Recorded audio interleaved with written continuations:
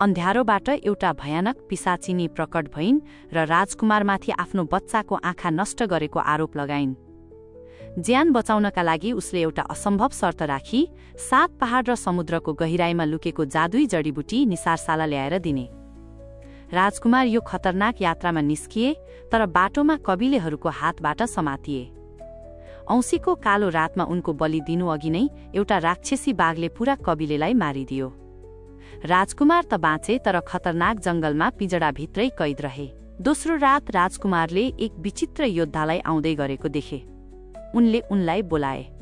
त्यो योद्धा आधा ब्वाँसो र आधा मानिसको रूपमा थियो। उनी राजकुमारको नजिक आए।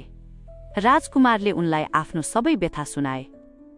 योद्धाले उनलाई पिंजडाबाट बाहिर निकाल्दै भने, भाइ, तिम्रो कथा त बडो विचित्रको रहेछ। म नजिकैको राज्यको उत्तर दिशाको रक्षक हुँ। म तिमीलाई सहायता गर्नेछु। यदि तिमी पैदल समुद्र लोक गयौ भने 60 वर्ष लाग्नेछ। यसरी त तिम्रो पूरा जीवन नै बित्नेछ। तर एउटा उपाय छ। तिमी मेरो राज्यमा चल। हाम्रो राज्यमा वर्षमा एक पटक एउटा प्रतियोगिता हुन्छ। यस प्रतियोगितामा टाढा टाढाबाट सरदार, राजा, वीर योद्धा, राजकुमार र महारानीहरू जम्मा हुन्छन्। समुद्र लोक नजिककी रानी रूपलेखा पनि आउँछिन्, जो आफ्नो सुन्दरताका लागि प्रख्यात छिन्। यदि तिम्रो भाग्य राम्रो रह्यो र महारानीले तिमीलाई आफूसँगै लैजान चाहिन् भने तिमी केही महिनामै त्यहाँ पुग्नेछौ। राजकुमार उनीसँगै एउटा विशाल ब्वाँसोमा सवार भएर गए। केही दिनपछि प्रतियोगिता हुने समय आयो।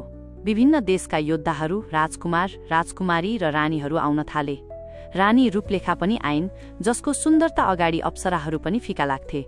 सबैले अत्यन्त आदरका साथ उनको स्वागत गरे। त्यसपछि विभिन्न किसिमका प्रतियोगिताहरू भए, जसमा योद्धाहरूले खुनी खेल खेले। प्रतियोगिता समाप्त हुने बित्तिकै त्यो योद्धाले राजकुमारलाई रानी रूपलेखासँग भेट गराए र उनको बारेमा सबै कुरा बताए। रानी एकछिन चुप रहिन्, अनि नजाने किन उनले भनिन्, ठिक छ, म तिमीलाई आफूसँगै लैजानेछु। तर त्यहाँ कुनै जीवित मानिसलाई लैजान सजिलो छैन।